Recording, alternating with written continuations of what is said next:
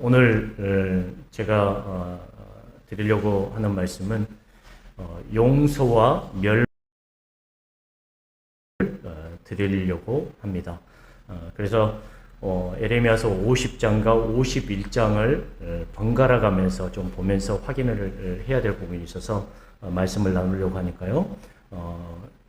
예배를 드리신 모든 분들은 성경책을 놓고 이렇게 찾아가면서 말씀을 꼭 들으시길 바랍니다. 에레미야는 말씀을 통하여 하나님의 백성들이 죄악 때문에 바벨론의 포로가 될 수밖에 없다고 주장했습니다. 에레미야는 남유다의 백성들이 하나님의 뜻에서 벗어났기 때문에 나라를 잃은 백성이 될 수밖에 없다고 주장을 했죠. 하지만 때가 되면 70년이 지나면 바벨론의 포로 상황에서 벗어나서 그리고 이스라엘은 고국으로 다시 되돌아올 거라는 그런 예언도 에레미야가 했습니다. 때가 되면 포로된 상황에서 다시 고국으로 돌아와서 새롭게 나라를 일으키게 될 것을 약속합니다. 자, 그런데 여러분, 죄 때문에 망했던 하나님은 멀리했던 그 남유다의 백성들이 회복된 이유가 무엇인가? 고국으로 돌아오게 된 이유가 무엇인가를 우리가 살펴볼 필요가 있을 것 같습니다. 오늘 우리가 읽은 에레미야서 50장 20절의 말씀은 이스라엘이 남유다의 백성들이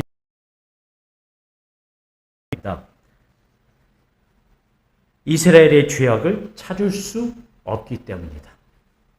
유다의 죄를 찾을 수 없기 때문이라고 합니다.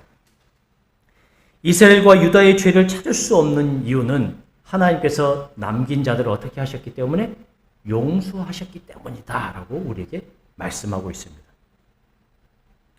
이 말씀은 우리에게 다른 의미를 담은 말씀일 수 있습니다. 여러분, 분명 하나님은 이스라엘이 그들의 죄악 때문에 망했다고 하셨는데 이제 와서 그들을 회복시키시는 이유가 그들의 죄악을 찾을 수 없다고 말하는 것은 앞뒤가 맞습니까? 안 맞습니까? 맞지 않죠? 이스라엘 백성들이 망한 이유가 뭡니까? 그들의 회복되어진 이유가 그들의 죄를 찾을 수 없어서 회복시켜 주신다는 거예요.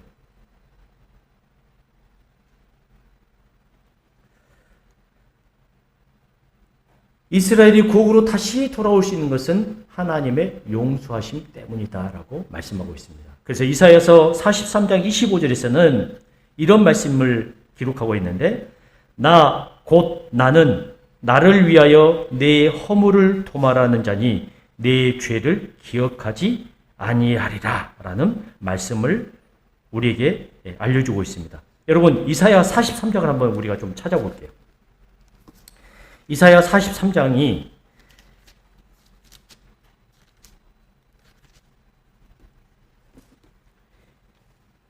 이사야 43장의 말씀이 14절부터 21절의 말씀이 어떤 말씀이냐면 이스라엘 백성들이 바벨론에서 어떻게 빠져나오게 되었는지를 배경으로 하고 있는 말씀입니다. 그래서 여러분들이 이사야 43장을 찾아보면 아마 소제목으로 바벨론으로부터 빠져나온 말씀을 나왔다라고 기록되어 있는 소제목이 있을 것입니다. 여러분, 제가 가지고 있는 성경으로 구약성경 1020면인데요.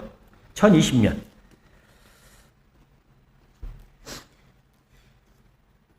1020페이지인데 구약성경 이사야서 43장 14절부터 천천히 제가 한번 읽어볼 테니까요. 눈으로 따라와 주시길 바랍니다. 이 말씀이 무엇을 배경으로 하고 있냐면 이스라엘 백성들이 바벨론으로부터 어떻게 빠져나오게 되었는지를 배경으로 하고 있는 말씀인데요. 자 보세요. 14절. 너희의 구속자여 이스라엘의 거룩한 이 여호와가 말하노라. 너희를 위하여 내가 바벨론의 사람을 보내어 모든 갈대아 사람들에게 자기들이 연락하던 배를 타고 도망하여 내려가게 하리라. 나 여호와 너희의 거룩한 이요 이스라엘의 창조자여 너희의 왕이니라. 나 여호와가 이같이 말하노라. 바락 가운데 길을 큰 물 가운데 지름길을 내고 병거와 말과 군대의 용사를 이끌어내어 그들이 일시에 엎드러져 일어나지 못하고 소멸하기를 꺼져가는 등불 같게 하였느니라. 이 말씀이 무슨 말이냐면 이스라엘 백성들이 바벨론에서 나온 것을 어떻게 표현했냐면 이스라엘 백성들이 옛날에 어디에 포로가 되어 있었죠? 애굽의 포로가 되었을 때 나왔던 상황과 똑같이 이야기를 하신 거예요. 이스라엘 백성들이 애굽에서 나오게 된 이유가 누구 때문이냐면 하나님의 은혜 때문이었잖아요. 그와 마찬가지로 이스라엘 백성들이 바벨론에서 나오게 된 것도 누구의 은혜다? 하나님의 은혜라는 것을 지금 배경으로 하고 있는 거예요. 그래서 이스라엘 백성들이 홍해를 건널 때 애굽의 군사들이 쫓아왔을 때 하나님께서 물을 합치실 때 그의 병과 애굽의 병과 마병들이 다 죽었던 것처럼 지금 하나님께서 지금 바벨론의 상황 가운데서 끄집어낼 때도 그러한 역사와 은혜 가운데 오게 될 것을 말하고 있는데요. 자, 그런데 18절에 보시면 그러면 이스라엘 백성들이 왜 이렇게 회복되어지고 하나님의 사람으로 다시 설 수 있는 은혜가 있었냐면 18절과 19절을 한번 같이 읽겠습니다. 시작. 너희는 이전 일을 기억하지 말며 옛날 일을 생각하지 말라. 보라, 내가 새 일을 행하리니 이제 나타낼 것이라. 너희가 그것을 알지 못하겠느냐. 반드시 내가 광야에 길을 사막에 강을 내리니. 이게 무슨 말입니까? 이스라엘 백성들이 애굽에서 나왔을 때 하나님께서 광야에 어떻게 하셨습니까? 험난하지만 광야에 길을 내시고 그들에게 먹을 것을 주시고 책임져 주셨던 것처럼 이제 바벨론의 상황 가운데 있던 그 이스라엘 백성들에게도 그러한 새 일을 주실 거라 이 말이죠. 그 일을 주시기 위해서 내가 이전 일을 기억하겠다, 기억하지 않겠다? 기억하지 않겠다고 말씀하시는 거예요. 이스라엘의 회복의 근거는 하나님의 용서에 있다는 것을 다시 한번 우리가 확인할 수 있습니다. 하지만 많은 사람들은 이런 하나님의 용서를 받아들이지 않는 사람들이 많은 것 같아요. 그래서 하나님을 믿지 않는 사람들은 구원의 근거를 여전히 사람의 행함에서 찾습니다. 하나님을 믿는 사람들도 내 구원의 근거를 어디에다 둘 때가 많냐면 내가 어떤 일을 했느냐에 둘 때가 많다는 거죠. 우리가 읽었던 말씀도 이 땅에 살아가는 많은 사람들이 이스라엘이 구원받은 이유를 알지 못합니다. 왜냐하면 이스라엘이 우리가 보기에는 죄가 없는 것이 아니기 때문이죠. 남유다의 죄가 없는 것이 아니기 때문입니다. 그들에게 죄가 있음에도 불구하고 그들이 어떻게 한다? 구원받았다고 얘기를 하는 거예요. 하지만 이스라엘과 남유다의 죄를 찾지 못하는 이유는 그들에게 있는 것이 아니라 누구에 있다고요? 하나님의 사랑과 하나님의 용서함이 있다고 분명하게 말씀하고 있습니다. 그러므로 이스라엘이 누구를 의지해야 될까요? 하나님을 의지해야 되는 거죠. 이것을 우리에게 적용해 보자면 그러므로 우리에게 설령 죄가 있고 우리가 좀 못나고 우리가 하나님의 은혜와 사랑을 받지 못하는 그러한 상태에 있는 사람일지라도 그 구원의 근거가 누구에게 있습니까? 우리 자신에게 있는 것이 아니라 하나님의 용서하심과 하나님의 사랑이 있다는 거죠. 그래서 우리가 예배하기 전에 우리가 이렇게 구하는 겁니다. 하나님, 당신의 보혈로 우리를 깨끗게 하여 주시옵소서. 당신의 보혈만이 우리를 새롭게 하여 주시는 겁니다. 당신의 보혈만이 우리가 살아가는 근거입니다라고 기도하고 회개하며 나아가는 이유가 거기에 있다는 거죠. 여전히 나 자신을 보면 실망하고 여전히 나 자신을 보면 자랑할 것이 없지만 나의 구원의 근거, 나의 회복의 근거는 내가 아니라 하나님께 있음을 잊지 않아야 합니다. 이것이 복음입니다. 이것이 우리가 걸어야 할 길임을 잊지 말고 살아가는 성도님들이 되시길 바랍니다. 현재의 상황과 현재의 조건과 현재의 자신의 모습을 가지고 판단하는 것이 아니라 여러분을 여전히 사랑하시고 여러분을 여전히 구원하시고 이전 것을 기억하지 않으시고 새 일을 창조하시는 그 하나님만을 의지하며 나갈 때 우리에게 무엇이 있다고요? 회복이 주어진다는 것입니다. 우리에게 해방이 주어진다는 겁니다. 우리에게 참된 은혜가 주어짐을 잊지 않고 걸어가시는 성도님들 되시길 바랍니다. 자, 반면 희한하게도 이스라엘은 구원을 받지만 누구는 멸망을 당하냐면 바벨론을 멸망을 당하게 된다고 합니다. 이스라엘의 역사가 바벨론이 누구한테 망하게 되냐면 나중에 바사라고 하는 제국인데 페르시아라는 제국에 의해서 망하게 되거든요. 자, 그런데 희한하게도 바벨론이 멸망당한 이유를 하나님께서 에레미야 입을 통해서 어떻게 말씀하시냐면 14절 보십시오. 우리가 오늘 읽었던 50장 14절의 말씀을 한번 보도록 하겠습니다.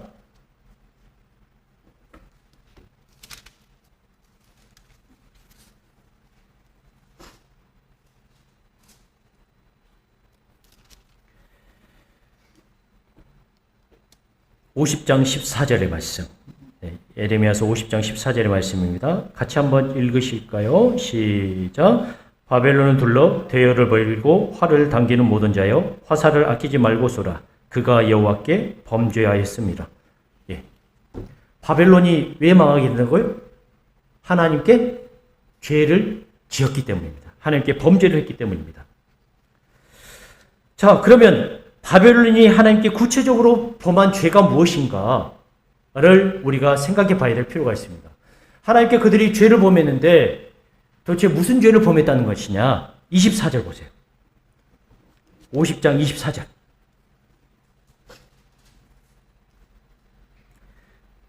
하나님께 범죄를 했는데 어떤 범죄를 했느냐? 50장 24절 같이 읽겠습니다. 시작. 바벨론아, 내가 너를 잡으려고 올무를 놓았더니 내가 깨닫지 못하여 걸렸고 내가 여호와와 싸웠으므로 발각되어 잡혔도다.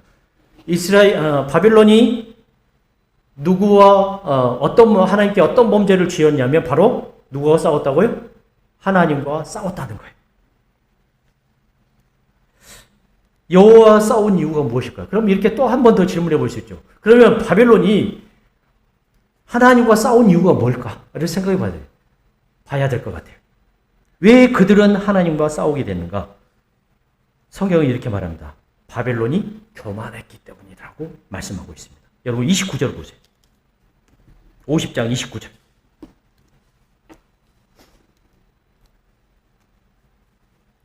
(50장 29절) 네, 같이 읽겠습니다. 시작. 활 쏘는 자를 바벨론에 소집하라. 활을 당기는 자여 그 사면으로 진을 쳐서 피하는 자가 없게 하라. 그가 일한 대로 갚고 그가 행한 대로 그에게 갚으라. 그가 이스라엘의 거룩한 자 여호와를 향하여 교만하였음이니라. 예. 결론적으로 이야기하자면 바벨론이 망한 이유는 그들의 교만 때문이었습니다. 그들이 교만했기 때문에 하나님과 싸웠고 하나님께 죄를 범했다고 에레미야는 말씀을 하고 있는 겁니다. 또한 31절에 보면 이들의 교만 때문에 50장 31절에 보면 이들의 교만 때문에 하나님께서 결국 어떻게 되시냐면 이렇게 되는 겁니다. 그들의 교만 때문에 이렇게 말씀하고 있는데 31절 제가 읽을게요. 자, 눈으로 와보십시오. 주 만군의 여호와의 말씀이라. 교만한 자여 보라. 내가 너를 어떻게 한다고 표현합니까? 대적하나니 너의 날 곧 내가 너를 벌할 때가 이르렀습니다. 그들이 교만하여 하나님과 싸우기 때문에 하나님께서 그들을 대적하셨고 그들을 벌할 때가 이르렀다. 그래서 바벨론은 교만했습니다. 그래서 하나님께서 바벨론을 대적하실 수밖에 없다고 말씀을 하고 있습니다. 자, 그러면 여러분 여기서 바벨론이 교만했다는 것은 어떤 교만을 말하는 걸까요? 이런 생각을 해보시진 않으셨는지 모르겠지만, 자, 그러면 바벨론이 교만했다는 것은 어떤 부분에 교만했다는 것을 말하는 것인가? 여러분 50장 20절을 보시면 50장 20절을 보시면 이런 말이 있습니다. 네, 죄송합니다. 51장 20절부터 24절까지 보면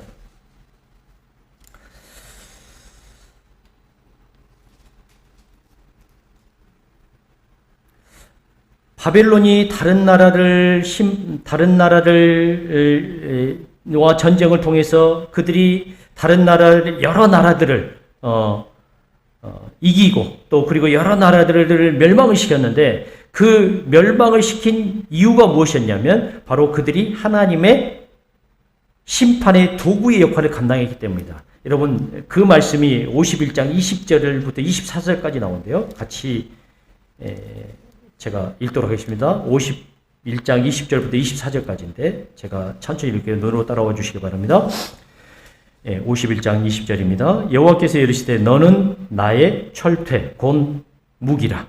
나는 네가 나라들을 분쇄하며 네가 국가들을 멸하며 내가 말과 기마병을 분쇄하며 내가 병거와 병거대를 부수며 내가 남자와 여자를 분쇄하며 내가 노년과 유년을 분쇄하며 내가 청년과 처녀를 분쇄하며 내가 목자와 그 양떼를 분쇄하며 내가 농부와 그 멍에소를 분쇄하며, 여기서 멍에소는 그냥 소라고 생각하시면 됩니다. 송아지라고 생각하시면 됩니다.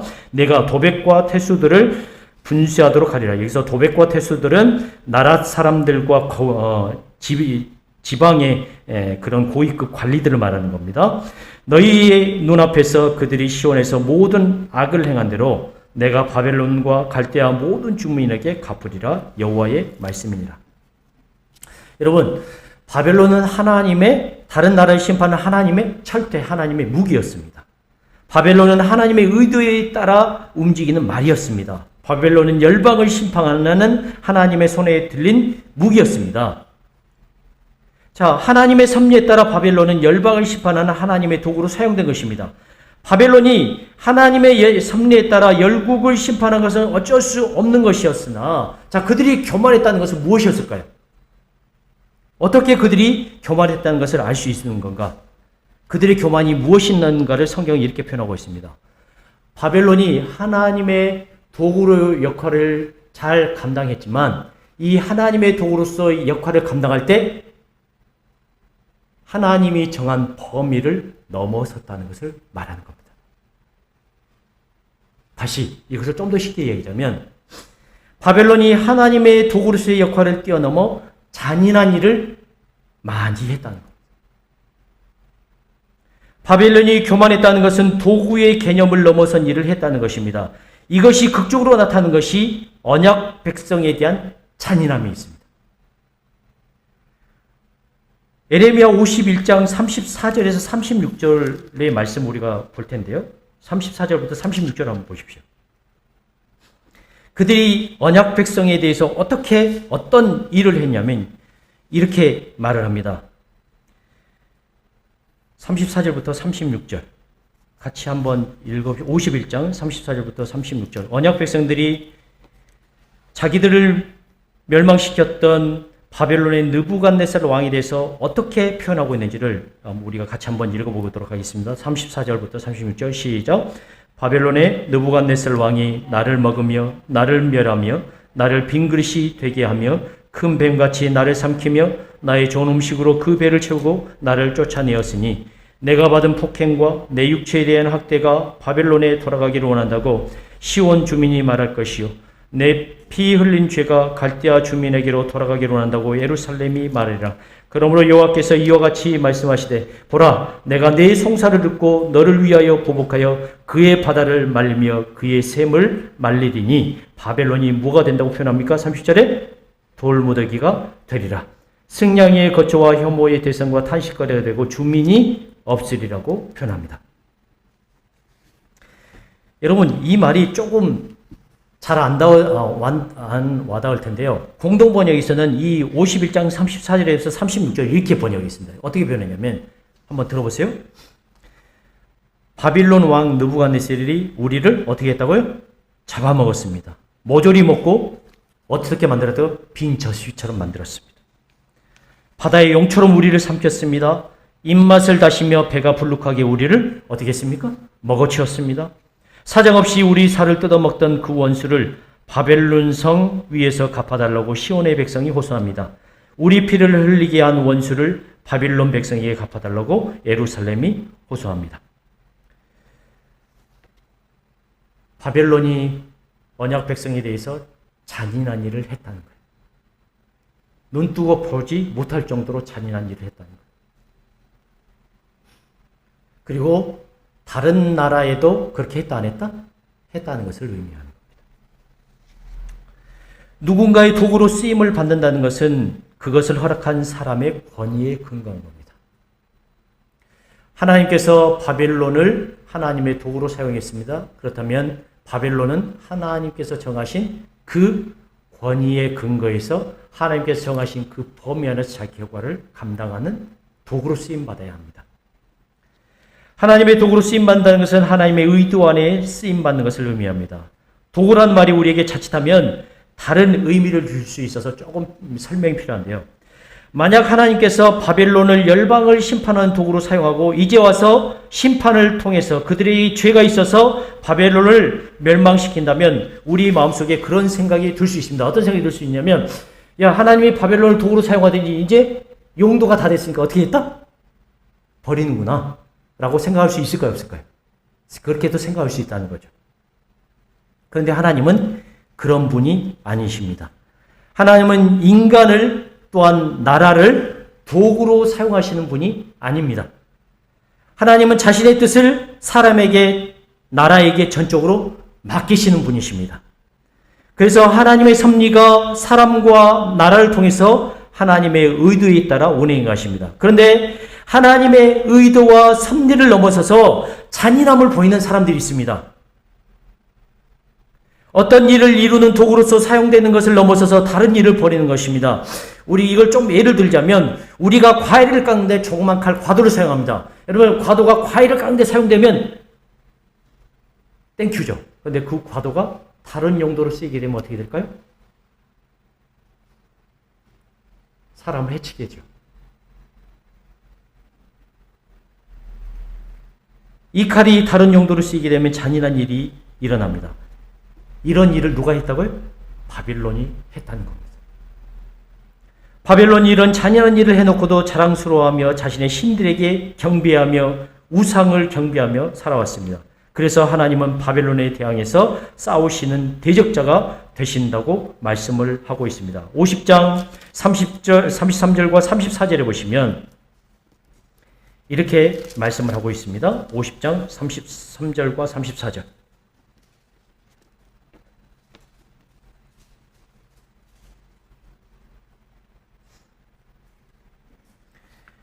예, 33절과 34절. 제가 읽도록 하겠습니다. 만군의 여호와께서 이와 같이 말씀하시니라. 이스라엘 자손과 유다 자손이 함께 뭘 받습니까? 학대를 받는다. 그들을 사로잡은 자는 다 그들을 붙들고 놓아주지 아니하리라. 그러나 그들의 구원자는 강하니 그의 이름은 만군의 여호와라. 반드시 그들 때문에 싸우시리니 그 땅에 평안함을 주고 바벨론 주민은 어떻게 됩니까? 불안하게 되리라고 말씀하고 있습니다. 결국 선을 넘은 바벨론은 멸망을 당합니다. 우리는 용서와 멸망의 교차점을 보게 됩니다. 하나님의 용서 없이 이스라엘의 회복이 없습니다. 우리의 구원과 회복은 하나님의 용서 없이는 될 수 없습니다. 이스라엘이 죄악이 없어서 구원받은 것이 아님을 기억해야 합니다. 하나님의 도구와 무기요 온 세계의 망치로 쓰임받은 바벨론의 멸망은 선을 넘은 교만에 있었습니다. 교만이란 선을 넘는 것입니다. 하나님께서 원하시는 것을 넘어선 것이 교만입니다. 그것이 행동으로 표현된 것이 잔인함입니다. 하나님의 권위와 용서에 기댄 사람은 어떤 사람이 되지 말아야 될까요? 잔인한 사람이 되면 안 된다라는 말씀을 드리는 겁니다. 용서와 사랑의 사람이 되어야 합니다. 오늘 여러분은 어떤 사람이 되려고 하십니까?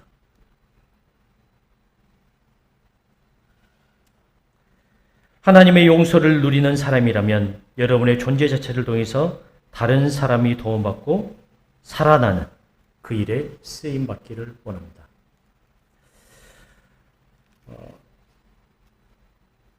때로는 우리가 이렇게 오해할 때가 있어요. 하나님께서 우리를 사용하신 분이라면 우리의 모든 것을 통해서 하나님의 일과 역사를 보여주시고 우리가 어려울 때 개입하여 달라라는 그런 요청이 있을 수 있습니다. 하나님 충분히 개입하실 수 있죠. 그러나 하나님께서 되도록이면 모든 것을 나를 믿는 그 사람에게 다 맡기고 그 사람이 어떻게 순종하고 활용하느냐에 따라 그 인생과 그 삶을 바꾸어 가시는 분이십니다. 근데 이런 하나님 우리가 오해할 때가 있다는 거죠. 하나님 나를 이렇게 만들어 놓고 이제 손을 떼시면 어떻게 하느냐 이렇게 생각할 때가 많은 분들이 있습니다. 그러나 하나님 절대로 그렇게 일하시지 않습니다. 그런데 우리가 어떤 사람들을 보면 하나님께서 자기에게 베푸신 그 은혜와 사역 때문에 잘 되는 사람들이 있어요.